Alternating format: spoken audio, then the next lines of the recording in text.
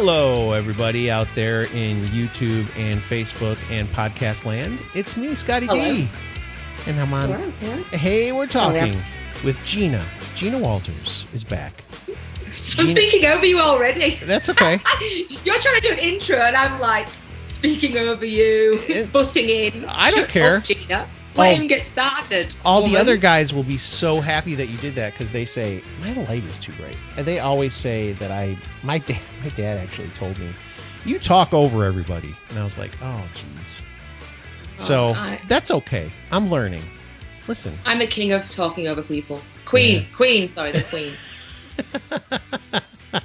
I don't do it on purpose. Again, this is the excuse that I always use. And it's true.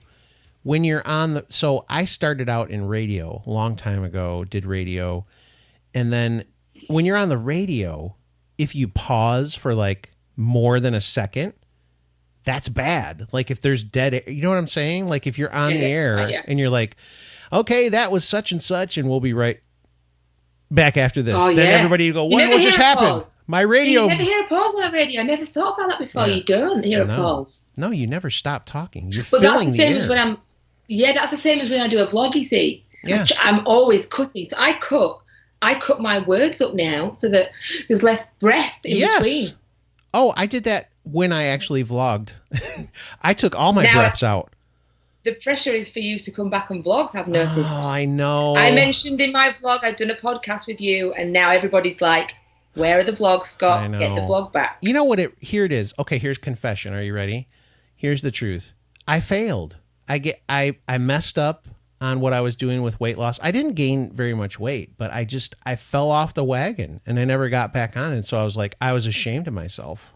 That's it. Oh, so I don't agree with you. See, I don't agree with the word fail. There's never failing. Okay. You don't fail. You fail when you give up. That's when you fail. So then I did fail. I gave up. No, you've not given up because you're not dead yet.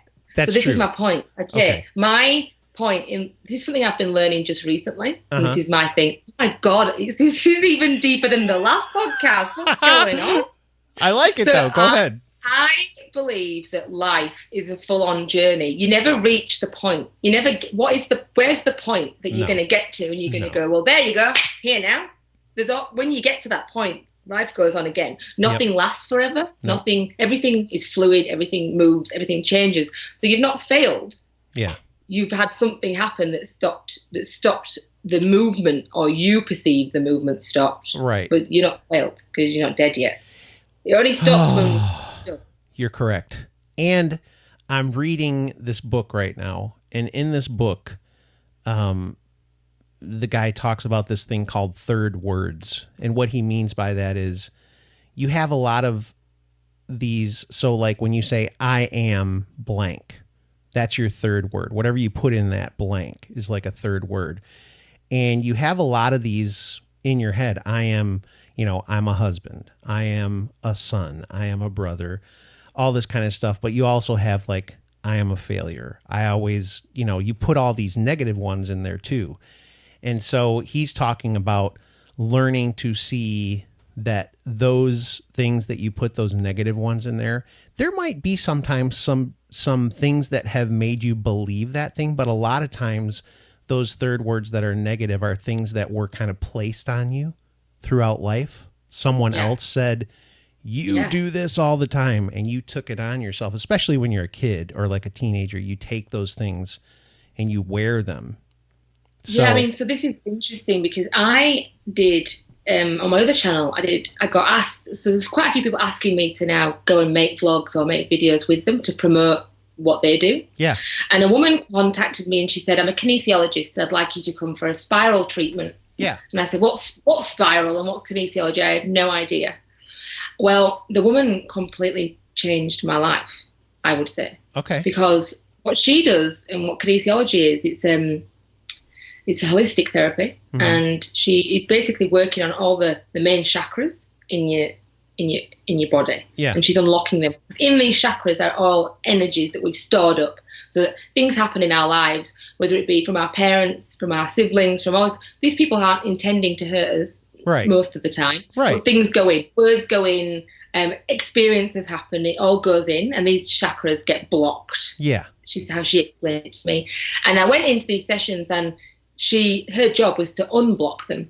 Okay. So I've always felt a bit locked. I have a struggle with my weight. Sure. I've always felt quite locked in my body. I'm trapped in it almost. And the inside doesn't always match the outside, if you understand what I'm like. How I feel inside doesn't match what you see on the outside. Yeah. And one of the things she has unlocked is the weight I've been wrapped up in. Since I finished the treatment 6 weeks ago, I'm down 12 kilos. 12 kilos in American speak is what, 25 pounds. That's great. That's amazing. Yeah, to unlock something. I have the exact I feel like the exact opposite. I've always believed myself to be a big, huge, fat dude. And I wasn't always a big, fat, huge dude. I was overweight, but never what I am now. But I always pictured myself that way. And then I fulfilled that. You know what I'm saying? You believe what you believe you will receive. Yeah. That's what we were talking about in the first podcast. That kind of the power of thought, the power of the mind. Like, you create your own reality. That's what you're creating it. And it's self-sabotage, because for a lot of years I've sabotaged myself. Like, I've got to a certain weight. Yep. And it's kind of gone, wow, you look different. And then I've sabotaged it. Yeah. Killed it all. I've got to a goal, like a first goal, like a hurdle, and gone, wow, that's quite cool. Yeah. And then I've gone, oh my God, no, I'm scared, because once I come out of this, then it's a whole new identity for me to find, and that's scary. Yeah. Yeah. In fact, I would say, so a couple of things to that effect. For me, what I end up doing is I'll accomplish like a huge weight loss goal, and then I celebrate. And the way that I celebrate is going back to the stupid eating that I did before, or like, I'm going to reward myself by doing whatever. And then it becomes this thing. And then the other thing is, there is part of me that sometimes is like, who am I if I'm not the fat, funny guy? Well, yeah, because that's scary. I'm at a point in my life where I can feel the change, and I can feel that this kinesiology is unlocked or changed something for me. There's been a shift. Yeah. And as the weight comes off, like, I'm starting to feel it. I feel different. And then there are days where that feels scary. Yeah. It's changing. It alters everything in my life. It alters a lot of things. I don't think people realize it's a bigger deal than just wearing a size 10 dress. Yeah. Size 10 small in Australia. I'm not sure if size 10 small in America. I think America, your sizes are smaller. Oh yeah. Like I've heard of women who wear like size 0, and I'm like, what does that even mean? What is size 0? What is that? Zero means you could fit the whole dress like on my arm. It's pretty much that. The circumference of my upper arm is basically a size 0's waist. I think that's kind of the idea. Insane. So one of the other things, though, that I would tell you is, like, I've seen, especially for me, like the weight loss thing has been like something I've dealt with my entire life. And one of the things that people always have said to me is, like, you need to go get the surgery. Go get the weight loss surgery where they cut you open and do all this kind of stuff. And then I would see people, I've seen more than one person that I've known in my life who's had that done, number one, and then a few years later gains all the weight back, or they've had that done and then they've like their identity was so wrapped up in it that they changed and like basically just took themselves away from everything that was in their life. Like they got divorced and all this stuff. And it's just like, to me, that's scary, because I'm madly in love with my wife, and I can't imagine, after being with her for 25 years, like, if I'm skinny, I know I would never do this, but there's part of me that sees a person do this stuff, and you go, am I going to lose my mind if I become like a fit person? Am I going to all of a sudden become some kind of moron and like divorce my wife and be an idiot? I know I won't. I just know it's I don't know, it's scary. Yeah. Like, big change is scary, isn't it? But there is Oh. You still there? I'm still here. Yeah, I'm here. Uh-oh. Sorry. That's okay. That was a tech failure, wasn't it? My friend in America, my best friend who's just moved to Seattle, was FaceTiming me, and it came up on my computer. And I was like, oh my God, how do I get rid of her? If you're listening, Sarah, if you're listening to this podcast, which I hope you will be doing, that was me just hanging up on you because I was talking to somebody else. Well, you'll be able to talk to her in like 10 minutes, I promise. We'll be done. And then you can talk to her. So, Sarah, hello. Sarah, right? Sarah Sarah is doing a podcast today. She has no idea what she is. Okay. Anyway, we went deep again. Why are we going deep? What's in the water today? It's so big. There's something going on today. Yeah. I'm feeling in that mood today. So I was down on the pier this morning because I actually was feeling a bit this way out. And sometimes when I feel a bit like this, not often for me, but all the kids had gone to school and kinder, and I thought, you know what, just go sit at the end of the pier. Yeah. Just get your head back together, because the water always brings me back. Yeah. Like into, there's one that I love called Kate James, and she's written all these books about, I don't know, being calm, finding happiness within, meditation, things like that. And she says, whenever you've got something that doesn't feel right, if you go somewhere that's vast and big, you start to see outside of what your tiny little problem is or whatever your issue is. Yeah. So I didn't even know what the problem was, but I just went and sat on the pier, grounded, came back to you, but obviously it's still hanging around because then we've had these deep conversations. So that's one of the things. We'll jump over to your vlog really quick. That's one of the things that's so awesome. You routinely go, I don't know if it's the same spot, but you've done a lot of vlogs where you go walk out on that pier and different stuff like that. You get some of the best like scenery shots how far away is that from your house? Like how close are you? The pier is in my car. Mm-hmm. I'd say 60 seconds if I drive at speed limit. Yeah. And by foot, I can be down there within 3 minutes. Is that fast? Wow. Is that super? Yeah, I could that's run fast. down there in 3 minutes. Yeah, it's literally just there. Like there. That's amazing. So it's close. It's beautiful. I live near the sea. I love it. That's so awesome. You know, I used to really want to live by the ocean, but then I started to I like lakes better because there's less of a chance of me getting eaten by a shark. Yeah. I am. The thing is that I was talking the other day because we were talking about if we were to move somewhere else, where would we go? If we were going to go and have a move again or a change. And I said I could never move now somewhere that was really cold. I'd struggle with really cold. Yeah. I'd struggle with somewhere that rains a lot. I would really struggle with, because I've got used to sunshine. And I would struggle without the sea. Yeah. But then my husband said, have you not seen all these places in America? They haven't got sea, but they've got amazing lakes. Oh, yeah. And we actually watched a video by a girl that I follow on YouTube. And they were at the lake house. They were at the lake house for Easter. And it looked so much fun, these big lakes. And I was like, you know what? Yeah. That could be cool. Yeah. Lakes it depends where. Now, in the cold, you're less likely to have anything yucky in the lakes that will get you. But if you're in the South, you can have in lakes and stuff, there's gators and whatnot. No, not a chance. See, I can't deal with all that. And we've got a lot of that here. Australia's straight up the most dangerous place to live in the world. I swear to God, everything in Australia wants to kill you. Yeah. Everything. So in England, right, you go for a run. There's all these little Tweety birds. They tweet and they sing you a song. Here, the birds do this. Yeah. Like really nasty big black crows. And then when it's spring, you go for a run, you're running along, and these birds, angry ass birds, will come down. They call them swooping magpies. And they attack you. They literally attack you. I don't like it. Every spring. Nah. I don't like it. Everything here is supersized, like it's on steroids too. So spiders in the UK were like that. Right. That was a big spider. Right. Here, oh my God, I've had spiders bigger than the circumference of my face. Seriously. I know. Massive. Benon will show them sometimes, or the snakes. I can't do it. No. I can't. I saw a snake. We went for a walk, and it was a bushwalky thing. And I saw a snake, a big brown one, come across the path. And I was having the biggest attack of in the corner, and my kids were like, and I was jumping around, I was doing all the things apparently you're not meant to do, but my kids who have been gone to school here, they know what to do with the snake. Right. They just stood perfectly still and were quiet and did something else, and I'm throwing myself around trying to run, and they were like, what are you doing? Stop, it's a snake, it's gone. I just don't, for me, it's more so when we lived in South Carolina, they have snakes, lots of poisonous snakes down there. And I never saw one. I saw non-poisonous snakes. They had these things called rat snakes, which are huge, black, huge. But I never saw any of the poisonous ones, I was so happy. And I don't have kids, I have dogs. So all I thought was, they're going to kill my dog.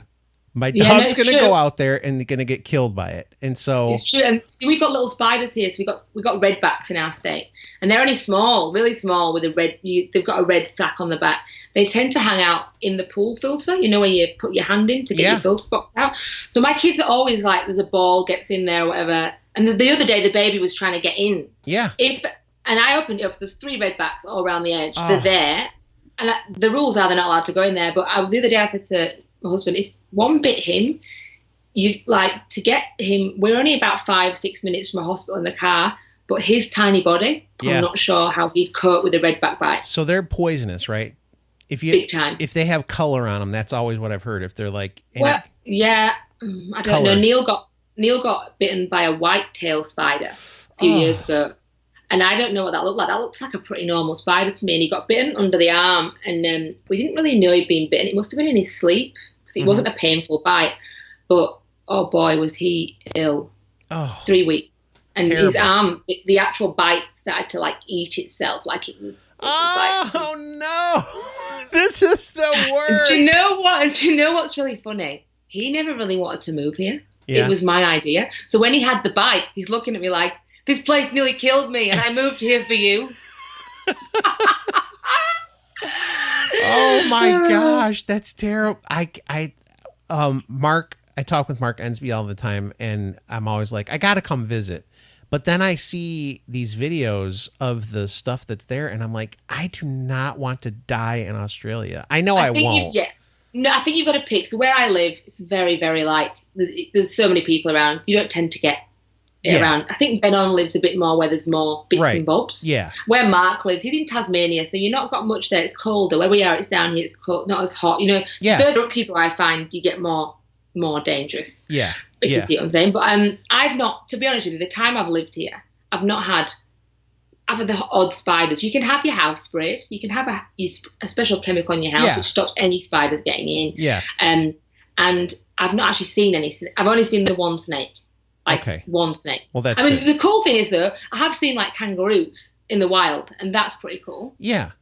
But don't they want to beat you up too?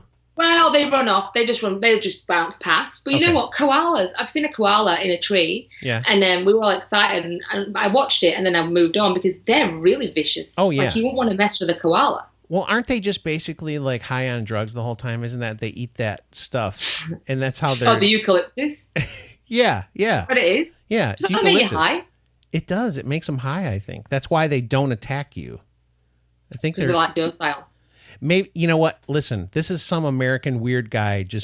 I could be making this up. I have no idea. All I'm saying is... I'm going to go and try. I'm going to go and get high off some eucalyptus today. A bear, okay? That's the thing. Like, that's when people tell me, oh, raccoons are so cute. I'm like, they will rip your face off. They have hands.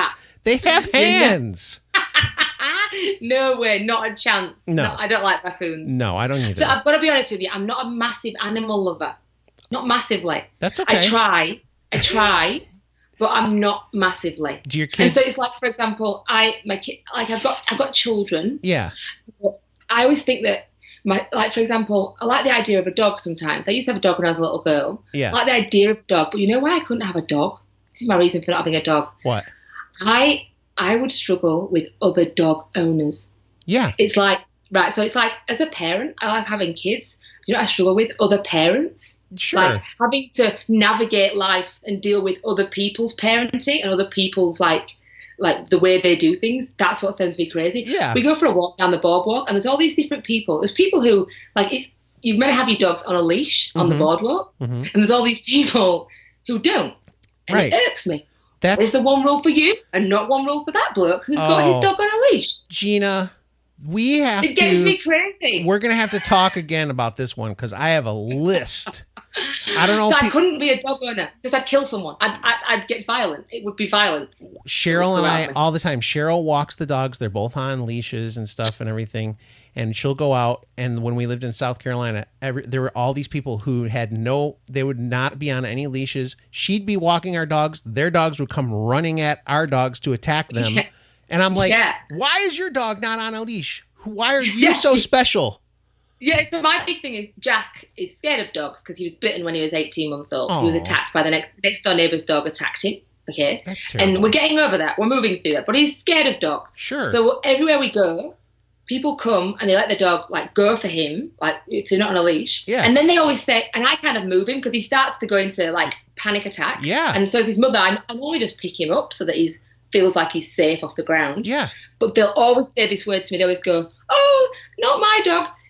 Susie," or whatever the dog's name is, "that's not going to hurt you." I get it. I know that you believe that, but you've got to understand that this person here doesn't like dogs. Yeah. Like, he's scared of dogs. Like, just because you love dogs doesn't mean that he loves dogs. And I don't understand why they don't get that. Yeah. Like, and they'll go, "Come and pat him." He doesn't want to pat him. Believe me, he doesn't want to pat the dog. Believe me.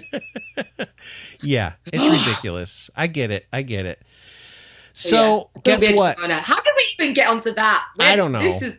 This is a wide open conversation. This one was all over. We've gone all over the place. Do you know what? I'm a hot mess today. We've gone all over the place. I like it, though. It was good. So the good news is someday, if you will do it, we'll have you back again and we can talk again. Would love to. Love to, yes. So it's good for me to practice because I want to start a podcast. Yeah. Next year. 2019 is my podcast year. So it's good practice for me to kind of do this with someone that knows what they're doing, to lead it. You're going to be good at it. Help me. I think you're going to be really good at it. Yeah. Yeah. You know what you're doing. You're good at having a conversation. That's all you need. You're giving, it's the give and take. And just don't talk over people like me and you'll be fine. I know, me and you, Joe, it's quite funny, our podcast, we both talk over people. So we're just like fighting each other for words the whole way through to get our point across. And then it ends after 20 minutes. So we're like, Jesus, we've not even scratched the surface here. I know. We've got hours we could go at this. I know. We could keep going forever. But go see Gina's vlog and her other channel, which is More Gina. And it's Gina. If one bit of Gina's not enough, get yourself to the other channel where there's even more of me. There's even more. But it's your main YouTube channel is just Gina Walters, right? Yeah, Gina Walters is my main channel. And then the More Gina is where, if you're interested in the kinesiology I was talking about, that's the first podcast, that's documented on the More Gina channel. Because it's a bit deeper, that channel. That channel's got the layers. Yeah. The vlog channel's where you're going to come and we have fun. There's some important topics raised, but it's more fun. It's fun good. On the vlog. Listen, it's all good. You're in it. It's all good. We love it. So go check out her stuff. We'll have Gina back. Thank you for doing this, because I know this time it worked. Thank goodness. Perfect. It's been fun. I love talking to you anytime. All right. Thank you, Gina. We really appreciate it. We'll talk to you soon. Thank you. Bye.